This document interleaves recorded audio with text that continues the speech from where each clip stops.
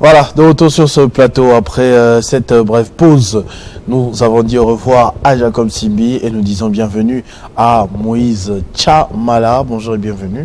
Bonjour Christopher Tchoukoum, merci et bonjour à tous ceux qui nous suivent de partout dans le monde. Merci en tout cas à toutes les équipes, surtout à Jocelyn Tomba à la régie finale qui nous suit de près. J'étais avec lui samedi soir à la grande finale de DNK Challenge, le concours organisé par Diersinghi Mikinkela, le président du Rassemblement de jeunes patriotes. Il a lu un discours, c'est déjà sur les réseaux sociaux, vous pouvez bien évidemment jeter un coup d'œil sur tous les primes, toutes les étapes.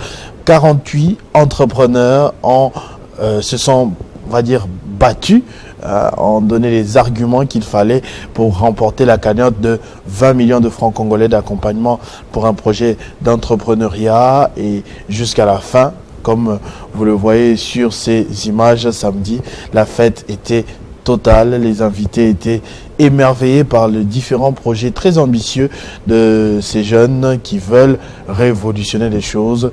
Là, on vient de voir le jury. C'est lui qui avait gagné. Joël, ça c'est le jury. Il avait proposé quoi comme initiative? Alors, son entreprise est tellement vaste, c'est un tellement grand projet que les 20 millions peut-être ne vont pas suffire pour qu'il atteigne sa vision, mais c'est un lancement idéal, en tout cas vraiment très important pour qu'il puisse se retrouver sur le marché. Je vous invite à suivre le Prime en entier, parce qu'il détaille ça sur YouTube, sur Facebook, sur Twitter. Hier, c'est passé à Télé 50, dimanche, c'est passé à Télé 50 vers 15h. Il y avait aussi des invités.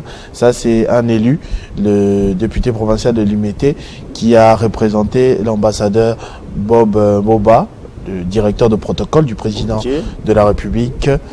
Donc, comme vous le voyez, voilà, Jean-Jacques Tembele, député. En tout cas, belle initiative de Diersinghi Mikinkela qui quand même promouvoit aussi la jeunesse. C'est pas facile, après tout ce qui est passé comme campagne pour préparer les élections. On est en 2024. On ne va pas dire qu'il est en train déjà de préparer son électorat pour 2028. Ça sera un peu difficile de dire ça, mais quand même, c'est un jeune qui a l'idée ou les ambitions de pousser encore d'autres jeunes à aller de l'avant. 20 millions, c'est pas facile. Ce n'est pas facile de prendre cette somme, mettre quand même qui doit contribuer au développement de la jeunesse en tout cas. Je le faisais rire personnellement parce que vous me voyez, j'étais là à la grande finale et je le faisais rire Diersinghi Mikinkela. J'ai lu quelque part des gens dire que s'il y avait 20 DNK Challenge à Kinshasa, peut-être Kuluna et Sila, par exemple. Oui, en quelque sorte, Christopher, vous savez que les jeunes Kinois ont des projets, ont des ambitions. Mais les banques et nos banques, tu sais que nos banques aujourd'hui, tu peux avoir ton projet tant que tu n'as rien comme garantie. 80% de taux d'intérêt. On ne te donne pas des prêts. Et surtout les taux d'intérêt encore qui est très élevé. Tu peux avoir 20 000. Voilà, tu peux avoir 20 000, mais rembourser 20 000 après les intérêts, tout ce que tu as, tu te retrouves presque avec rien. Mais là, avec cette initiative, 20 millions quand même, c'est un coup d'avance, je dirais un grand tremplin pour se lancer vraiment dans le business, dans n'importe quel business que tu veux, surtout ici en République démocratique du Congo. Coup de chapeau à lui, c'est sûr qu'il y aura un résumé de tout ceci qu'on pourra suivre bien évidemment. Et on rappelle que pendant les primes, il a même fait intervenir des invités. Werason, Herman Amissi, Christelle Mwabilou, des grands entrepreneurs qui sont venus raconter leur expérience à tous ces candidats. 48 candidats au départ, pris en charge par lui-même quotidiennement durant toute la compétition. Donc, c'était vraiment un exercice magnifique. Espérons que ce n'est pas la dernière édition. Alors, comme on a dit que c'était la saison 1, je suppose qu'il y aura une saison 2. Il y aura une autre saison. Effectivement. Mais bon, qu'on les laisse aussi un peu occuper même ses responsabilités aussi des présidents de la Ligue des Jeunes, parce qu'il a été nommé président de la Ligue des Jeunes du regroupement politique Les Progressistes en pleine compétition DNK Challenge. Là, maintenant, comme il est à la fin de cette première saison, il pourra aussi jeter quand même un coup d'œil en politique, voir comment ça se passe. Là, il était dans l'entrepreneuriat d'abord. C'est vraiment à saluer. Tout Limete, tout Mwamba, Diersinghi Mikinkela, toute la ville de Kinshasa vous dit merci. Ça, c'est Isaac Mukendi, le vice-bourgmestre de la commune de Limete, le bourgmestre le plus jeune de toute la République, d'ailleurs, qui était un des invités aussi d'honneur à cette grande finale. Merci à Diarcy Nguimbi, surtout à tout ce qu'il fait aussi pour la jeunesse. Ce n'est pas si facile, mais impulsé, c'est quand même bon. Alors, coup de chapeau à lui et aux initiatives qu'il a et surtout à cette somme. Je dirais, pour lui, qu'est-ce qu'il attend en retour? Rien. Son souci est de voir les jeunes se développer comme lui. Peut-être qui a pu se développer dans un secteur quelconque. Alors voilà. Et c'est pas sa première expérience parce qu'il a l'habitude de faire. C'est la Fémoissi Ecola, par exemple, où on a des jeunes femmes qui ont appris des métiers au lieu d'être dans la rue, abandonnées à des sales besognes. Elle leur a appris des métiers dignes. Savon et tout cela. Comme il peut se retrouver dans la bango, ainsi de suite. Donc c'est vraiment un philanthrope au-delà du politique qu'il est, qui a énormément d'actions à son compte. C'était d'ailleurs l'anniversaire de son épouse aussi, l'inséparable Madame Romani qui était là, qui a eu aussi énormément de cadeaux de la part de toute l'équipe, et vous aussi, plusieurs invités. Moi, si j'ai reçu des cadeaux, non, vous avez donné un cadeau? Moi, j'ai lui ai fait des éloges. Des éloges comme pas possible. Comme j'avais les micros, il fallait en profiter. Et mais votre manière, le cadeau suivra. Le cadeau suivra, effectivement. Ok, Christopher, en tout cas, on aime ces genres d'initiatives et il faudrait qu'il continue avec, en tout cas, parce que ça aide beaucoup la jeunesse. Effectivement. On espère qu'il y aura aussi des initiatives comme ça dans notre domaine, où moi et vous, on va aller chez Diarcy Nguimbi, continuer. Il va primer, et aussi Jocelyn Toumba, les journalistes. Oui, oui. C'est lui l'homme orchestre, non? C'est lui qui gère tout ça. Je vais revenir à vous, demander peut-être des nouvelles d'actualité avant les 5 questions. Est-ce qu'il y a quelque chose que vous n'allez peut-être pas évoquer dans les 5 questions, mais qui a marqué votre esprit en ces débuts de semaine avec cette actualité abondante? Oui, Christopher Ochokoum, d'abord, il faut parler de cette évasion ratée au niveau de la prison centrale des Makala et les 200, je dirais, des 200 personnes tuées, enterrées hier au niveau des Goma, qui suscitent aussi, vous savez que ce sont les 2 sujets qui font beaucoup parler la toile. De l'autre côté, on a vu les gens relayer sur les réseaux sociaux que l'équipe gouvernementale qui était à Goma a abandonné je dirais les éprouvés, les gens des familles, enterrer seuls leurs frères et sœurs. Et la délégation était partie avant, aussitôt. Et aussi, il y a ce qui s'est passé au niveau de la prison. D'abord, il y a le vice-premier ministre qui était venu, il a parlé de 2 morts. Et puis après c'était 29. Et puis après, c'était 34. Et aujourd'hui, ce matin, on s'est levé avec ces messages du VPM de l'intérieur. On parle de plus de 100, on parle des 129 morts. Actuellement, Christopher, vous voyez que c'était énorme. C'est vraiment en tout cas énorme. Et il faudrait aussi dire que sur les réseaux sociaux, il y a aussi des fausses informations qui sont relayées parce que on voit aussi des véhicules qui passent avec des bâches, on dit que ce sont des morts. On a aussi peut-être utilisé les anciennes images, il faudrait toujours faire attention et surtout vérifier les sources authentiques, mais il y a quand même eu beaucoup de morts. 129, c'est nombreux. Alors moi, personnellement, je dirais juste mes condoléances à toutes ces personnes qui ont perdu leurs proches. Vous savez, à la prison centrale, moi j'ai été à la prison centrale de Makala 3 fois même, avec les procureurs généraux près de la Cour de cassation, Firmin Vendée, pour cette opération de désengorgement. Je ne sais pas, actuellement apparemment on a arrêté, mais on a fait une série, on a fait 4 ou 5 descentes à la prison centrale de Makala où on était en train de libérer les prisonniers presque chaque semaine. On libère 50 aujourd'hui, la semaine qui vient on libère 100, la semaine qui vient. Pourquoi? Parce que toutes ces personnes qui étaient là-bas pour la plupart des cas, c'était des faits bénins. Et vous voyez, pour des faits bénins, à cause des problèmes ou des litiges qu'il y a eu entre vous et les magistrats au niveau du parquet, on vous envoie en prison. Parce qu'il faudrait dire qu'il y a des gens même qui soudoient pour voir Christopher Ochokoum en prison. On t'amène là, on te mappe vite fait, et lorsque les véhicules viennent, vu qu'on t'a déjà mappé, on t'amène à Makala et on met les dossiers comme Rambo Bélé. Tu as vu les gars là qui avaient témoigné. J'ai fait 5 ans en prison. J'étais juste venu voir mon père. Voilà. Tu vois ces genres d'histoires, donc c'est compliqué et ça fait mal. Et dis-toi qu'ici, il y a des gens qui sont morts, qui sont comptés parmi ces 29 morts et qui étaient dans des dossiers comme des personnes qui avaient des faits bénins, des infractions bénins. Christopher, en tout cas, ça fait encore plus mal. Ça fait vraiment, vraiment, vraiment mal de voir qu'une personne a été arrêtée innocemment, mais il est il est parti aussi vite. Donc c'est très très compliqué. Alors, pour paraphraser cette histoire que j'allais dire, dans les 5 questions d'hier, vu que j'étais avec les procureurs généraux, on était avec les procureurs généraux pris la Cour de cassation, cette question également était revenue. Il a quand même pu répondre à ça et surtout, il a aussi fait l'effort de dissiper les malentendus selon lesquels c'est à cause des magistrats que les prisons sont pleines. Vous voyez, selon d'autres personnes disent que lui, en tant que procureur, après la Cour de cassation, les magistrats qui sont, je dirais, soumis à lui, qui lui sont soumis, ne font pas bien le travail. Et lui, vu qu'il est le chef, il ne donne pas ces coups de pouce-là pour essayer quand même de recadrer les magistrats. Et il a quand même su répondre à toutes ces questions, Christopher Ochokom, qui nous allons suivre dans ces 5 questions. Très bien. Quelle première question lui avez-vous posée? Alors, la première question, hier, il nous a amené au niveau du parquet, au niveau de la cour d'appel de Kinshasa-Gombe, après ce qui s'était passé, la suspension de l'autre procureur. Alors il était là, il a annoncé une inspection qui sera là, il appelle ça une inspection systématique et il a aussi annoncé des journées portes ouvertes. La première question était celle de savoir quel est l'objectif de votre descente au niveau de la cour d'appel de Kinshasa-Gombe.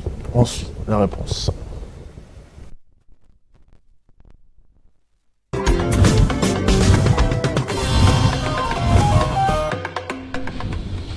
Voilà, je viens.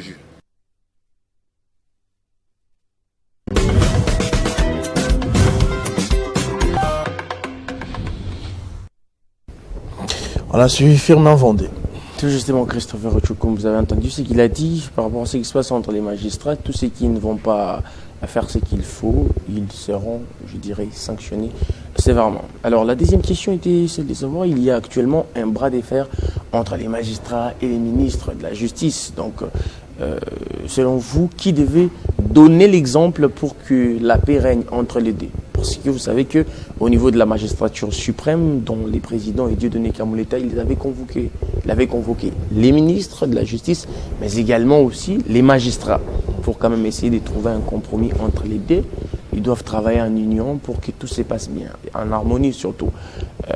Alors, entre-temps, hier, il y a eu aussi les ministres, les vice-ministres de la Justice. Après sa descente à Makala, Il a relancé encore ce débat-là. encore ces débats qui est encore revenu. Rejetant la faute aux magistrats Voilà, automatiquement. également. Et lui aussi, il a répondu à cette question. Suivant.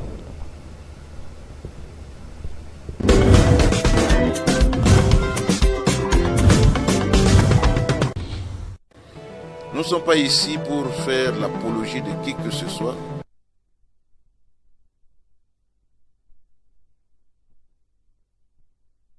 Papa, pour qu'il ait la...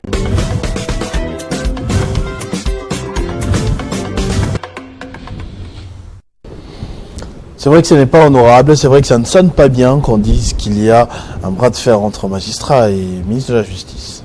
Tout justement, Christopher, alors qu'on sait que tout c'est l'appareil Judiciaire de l'État qui est censé bien faire les travaux. S'il y a ces bras de fer, Christopher, vous en tant que ministre, vous pouvez estimer qu'il y a eu violation. Moi en tant que magistrat, parce que vous êtes ministre et que nos violons ne s'accordent pas, je vais dire que c'est faux, vous avez peut-être violé la loi.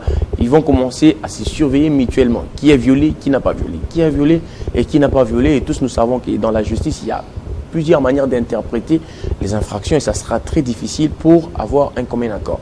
Et la troisième question était celle de savoir, le troisième sujet surtout, c'était celui de l'évasion au niveau de la prison centrale de Makala. Lui, il a fait 3 tours dans cette prison et il a fait l'effort aussi dans son opération de désengorgement de faire libérer d'autres personnes. Mais aujourd'hui, le vice-ministre est sur place et il a rejeté la faute sur vous. Qu'allez-vous faire? Ensuite.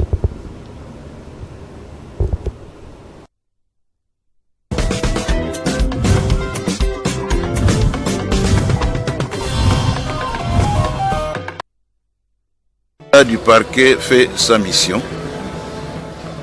Je voudrais vous dire ici que les lois existent pour qu'un magistrat du parquet arrête. La loi prévoit aussi que l'arrestation, c'est l'exception. Et la règle, c'est... Monsieur le ministre de la Justice, c'est ça? Vice-ministre, hein? Il rend les magistrats du parquet responsables. je remets la question au niveau du bureau du Conseil supérieur de la magistrature. N'est-ce pas? Comme je l'ai dit, nous sommes esclaves de la loi. Nous suivons ce que la loi édicte. Pour ceux qui ne le savent pas, ça fait plus d'une année qu'une équipe veille à ce que des arrestations des cas bénins ne se fassent plus.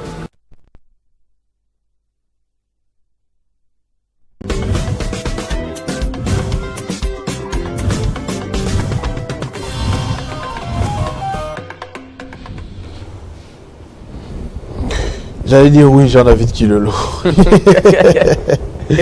Jean-David Kilolo qui est actuellement à Goma, chef-lieu de la province du Nord Kivu. Il accompagne une délégation gouvernementale dans la suite, notamment de la ministre des Affaires sociales Nathalie Aziza Mounana, dans le cadre de l'enterrement des 200 Congolais victimes de l'agression rwandaise d'une manière ou d'une autre.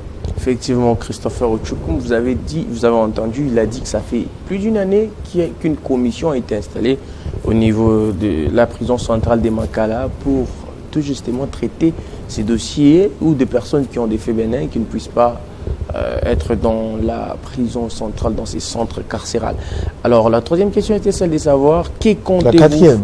Oui, la quatrième, j'allais dire. Que comptez-vous faire pour éviter ces genres d'arrestations, c'est-à-dire les arrestations des cas, des faits bénins, comme lui-même était en train de le dire. Ensuite.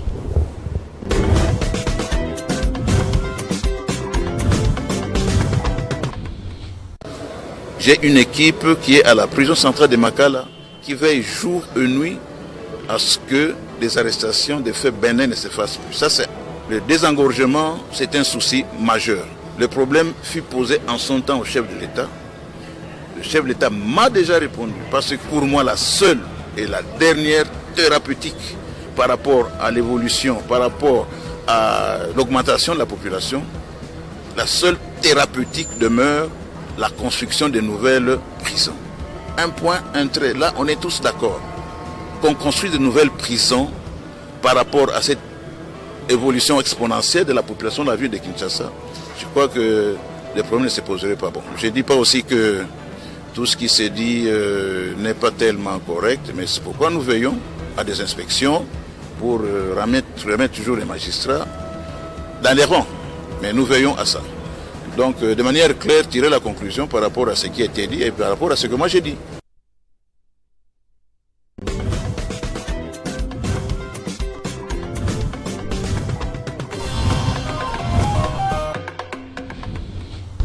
C'était ta toute dernière réponse, Moïse Chamala. Tout justement, Gaëtan. J'allais dire Gaëtan. Christopher Ochokoum, construire des prisons, c'est la meilleure manière. Apparemment, on en a plus construit depuis. Voilà. Il y avait un projet de construire la prison au niveau de la commune de Maluku, qui était mis en place depuis, je pense, une année, 1 ou 2 ans. À l'époque, il y avait la dame qui était encore ministre de la Justice, Rose Mutombo. C'était un projet qui était mené à l'époque quand il était encore ministre, mais jusque-là, on a entendu qu'il y a eu des tournements, l'entreprise qui devait construire la prison, apparemment, elle n'existait plus, c'était une entreprise d'écran, comme on dit. Mais bon, beaucoup de choses se sont dites là-dessus, mais jusque-là, toujours pas d'initiative, malgré que la première pierre a été posée au niveau des Maluku. Malheureusement, je te dis, Moïse Chamala, on a beaucoup de cas comme ça. Hein. C'est pas seulement pour les prisons. Il y a des endroits où on a emmené le président de la République, il a posé de première pierre et aujourd'hui, on se moque de lui sur les réseaux sociaux, comme quoi première pierre est fêtée, 4e anniversaire, même pas un coup de pelle ici, ainsi de suite. Ça, ce sont les mauvais collaborateurs du chef de l'État qui l'induisent en erreur. On les interpelle, hein. On les appelle à plus de sens de responsabilité. C'est justement, Christopher. Aujourd'hui, on a aussi, vous savez, il y avait un projet du port en eau profonde qu'on a beaucoup loué. Un port qui devait vraiment être très très bénéfique pour la République démocratique du Congo. On connaît les montants, on connaît les coûts, même la date ou le nombre de mois que ça prendra pour construire ces ports. Mais aujourd'hui, où on en est, apparemment c'est passé vite fait comme ça, comme si de rien n'était. Pourtant, le chef de l'État s'était rendu sur place avec des partenaires et les Émirats arabes unis, si je ne me trompe pas, qui étaient là-bas pour nous aider à construire ces ports. Mais jusqu'à là, apparemment, les travaux se sont arrêtés. On ne sait pas si ça va continuer ou pas. Comme vous venez de le dire, c'est juste des interpellations qu'on est en train de les interpeller à plus de conscience, à aimer surtout les pays, parce que ces ports vont créer beaucoup d'emplois et sera bénéfique pour la RDC en matière des douanes, des frais, quelque chose comme ça. Voilà, je profite rapidement pour lire quelques informations. Enfin, messages que nous avons reçus sur Internet, parce qu'il y a des gens qui nous écrivent. Il y a Pasteur Ndongala, depuis Luanda, en Angola, qui nous a écrit, Monsieur Christopher, ma question, je me pose, ici chez nous en Angola, avant qu'on envoie quelqu'un en prison, on le juge d'abord, puis on le condamne. Mais au Congo, on envoie quelqu'un en prison sans être jugé. Pourquoi? C'est ça sa question. Pourquoi Pasteur Ndongala a demandé? C'est vrai, hein, vous avez suivi, j'espère, le procureur Firmin Vondé, et que vous avez quand même eu un semblant de réponse. C'est vrai que quelque chose de satisfaisant. Vous aviez dit tout à l'heure, ah non, c'est lui qui a dit ça. L'interpellation, c'est l'exception, la liberté, c'est la règle. Oui. Hein? Oui. La détention. Voilà. C'est une exception, mais la liberté, c'est la règle. Voilà. En tout cas, c'est ce que la justice doit faire. Arrêter quelqu'un, amener quelqu'un jusqu'au niveau de la prison, parce qu'on dit qu'on arrête une personne qui est pour des faits établis, Christopher. Tant qu'il n'y a pas de faits établis, une personne ne peut pas arriver jusqu'à la prison centrale de Makala. C'est très difficile. Et les problèmes aussi avec la République démocratique du Congo, c'est qu'on n'a pas de maisons d'arrêt. On peut vous arrêter, vous mettre ici. Si vous allez au niveau du parquet, lorsqu'on vous arrête, on vous met là-bas. Si vous devenez peut-être à 50, du coup, on doit vous libérer. On doit vous libérer, soit vous amener à Makala, soit vous libérer. Et lorsque vous faites 72 heures au niveau du parquet, tout parquet, et du coup, vous partez à la prison centrale, que vous soyez jugé ou pas. Tant que vous avez été mappé, et vous partez. Et c'est comme ça qu'il y a des gens en prison, vu qu'ils ont manqué 100 000 ou 50 000, il est en prison. Pourquoi? Parce que 100 000, il avait manqué 100 000, il est en prison. 100 000 francs congolais. 100 000 francs. Lorsque Firmin Vondé... Et tu vas là-bas pour rester 5-10. Vous savez, lorsque Firmin Vondé a été nommé procureur général près la Cour de cassation, sa première descente, nous l'avons effectuée au niveau du parquet. Lorsqu'on est arrivé au parquet, il a fini l'inspection, on nous a amenés où on met les détenus. On arrive là, lui-même était en train de poser des questions. Il pose la question à une personne, vous avez fait combien de jours ici? La personne lui dit, j'ai fait 4 jours. Qu'est-ce que vous avez fait? Non, on a dit où j'ai travaillé, 70 000 c'est perdu, on m'a arrêté. On m'a emmené au niveau de la police, et la police, après quelques jours, c'est les parquets. 70 000 francs. 70 000 francs. Et les parquets, aujourd'hui, je suis ici. Il a dit, ah bon? Il a dit, oui. Alors, on les libère. On libère la personne. Lui-même avait pris la responsabilité à l'époque de payer cet argent. Il pose la question à une autre personne, vous êtes ici pourquoi? On s'est disputé pour 100 $, et j'avais déchiré les 100 $ par erreur. Et je me suis retrouvé ici. Vous avez déjà fait combien de jours? J'ai fait 5 jours. Et les véhicules de Makala, étaient déjà là. Et toutes ces personnes étaient des personnes mappées. Au cas où il devait partir à Makala. Et lorsqu'il se retrouve à Makala comme ça, Christopher, qui est le magistrat qui a son dossier, qui va le suivre jusqu'à Makala tant qu'il n'y a pas d'argent? Personne ne va faire cela. Et ici, j'aimerais dire aussi que la faute aussi, en quelque sorte, appartient aux magistrats. Parce que les magistrats, tant qu'il n'y a pas d'argent, gratuitement comme ça, on ne vous libère pas. Et les magistrats aussi, quand on lui promet de l'argent, vous allez voir des films. Si le véhicule de Makala vient, il sort Christopher, il le met dans son bureau comme s'il est peut-être en train d'instruire les dossiers, alors qu'il n'y a rien. Il attend que les véhicules partent, on te remet encore là-bas. C'est très compliqué cette histoire. C'est vraiment, vraiment compliqué. Alors, il faudrait plus de vigilance. Moi, ici, j'ai lu l'initiative des Firmin Vondé qui a dit que ils vont commencer à descendre au niveau des parquets, des différents parquets, pour les inspections Christopher Ochokum. Et ces inspections se font pourquoi? Ces inspections sont des inspections systématiques de tous les dossiers en instruction. Voir tous les dossiers en instruction. Si on vous trouve que vous n'avez jamais clos un dossier qui a peut-être fait 3 mois, Christopher, vous en tant que magistrat, vous serez sanctionné. Et effectivement, un autre message toujours d'Angola. Bonjour Chris et Jacob. Je crois qu'il a écrit ça depuis que Jacob Simbi était là. Justice à lobby 2 morts. Mes collègues Naé à lobby 129 morts. Ozomonate Kemboga Oyo Elingi Bisote. Biso kakande tozo forcé toza na posa ya clair na dossier oyo. Et effectivement toza na besoin ya clair biso nyonso tout. Il y a un autre message, pardonne-moi, Jos Mayembe Franck. Bonjour, ici on a eu ce genre d'informations. Il est en train de parler des rumeurs qui ont circulé parce que le gouvernement tardait a donné la version officielle. Parmi les rumeurs qu'ils ont eues, c'était que l'évasion a été faite pour libérer les troupes de Christian Malanga. Ça, c'est selon lui. Devman, je vois que Devman, lui, il est un fan de Real Madrid. Il fait plutôt un plaidoyer. Bonjour Christopher, bonjour à toute l'équipe de 50 bonjour. Concernant la rentrée scolaire, partout dans le territoire national, les élèves ont retrouvé les chemins de l'école, mais au collège de la Salle, qui est situé dans la commune de Gombe, sur l'avenue de la Science, les élèves n'ont plus accès à leur école parce que l'établissement voisin, l'université ISPT, a spolié leur terrain et bloqué la porte d'entrée de l'école. Les élèves sont à la maison. Nous, élèves, nous demandons au gouvernement central de nous rendre justice. C'est David Biamungu. Merci et bonjour encore une fois. Donc, c'est un élève qui est en train de nous parler sans doute. Il demande que justice soit faite. Je vois l'avenue de la Science. On avait commencé des travaux là. Oui. Je me demandais ce que ça quelque part.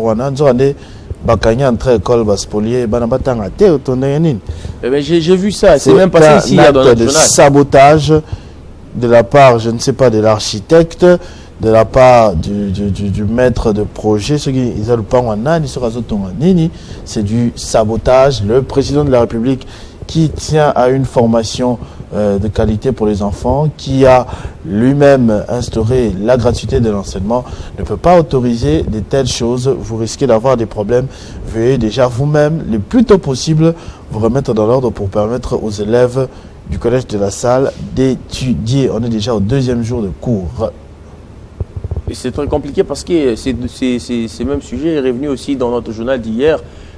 Comment les professeurs et les dirigeants de cette école étaient en train de faire un plaidoyer tout justement au ministre de l'Éducation nationale, au ministre de l'Éducation nationale, au président de la République et aussi à la première ministre.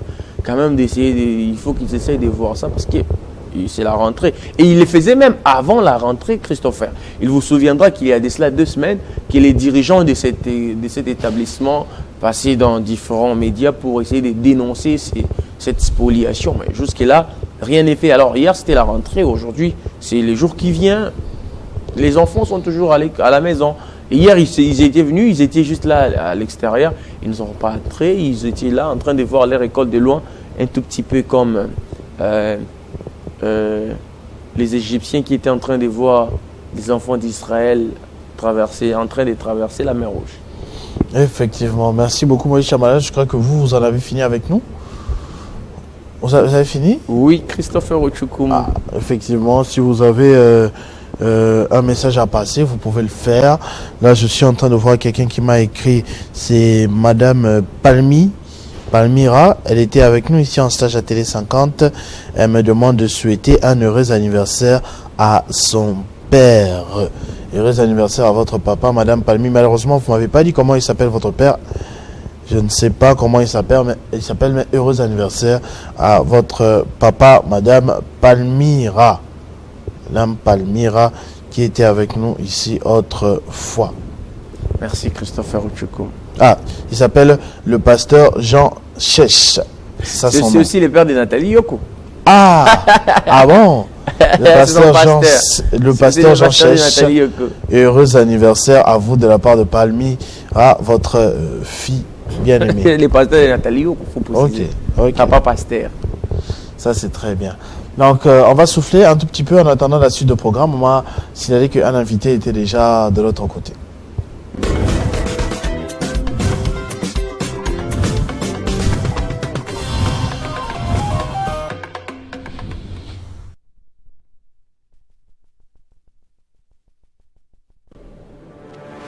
Est-ce que des gens comme Denis Kambaye ne sont pas nommables par Félix Tshisekedi? Un pasteur.